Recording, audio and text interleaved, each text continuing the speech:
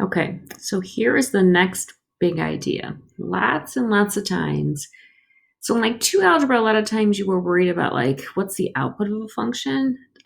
As we move to calculus, we're going to have functions where we don't really care so much about their number, but we care whether their output is positive or negative. So let's kind of think about this. How would you figure out super quick if this function is positive or negative? Well, you could think that the key thing is this is kind of a pain. If you have it in this format, that's hard to tell because you'd have to put in 75, you're subtracting, like which number is bigger.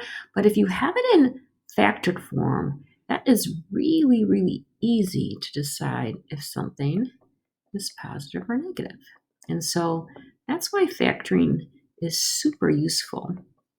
And in fact, if my only goal is to know whether the output of this function is positive or negative, I don't even really care what the numbers of each factor are. I care whether each factor is positive or negative. So if this is my function, I really got four multipliers and divisors.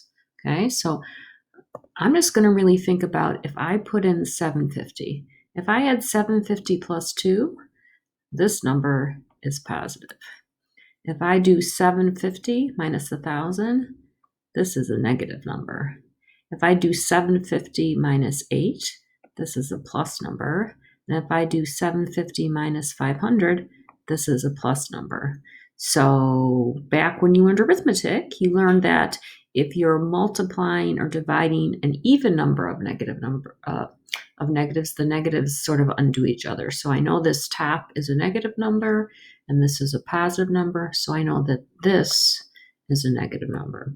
And really, I could do that pretty quickly without having to do really any arithmetic.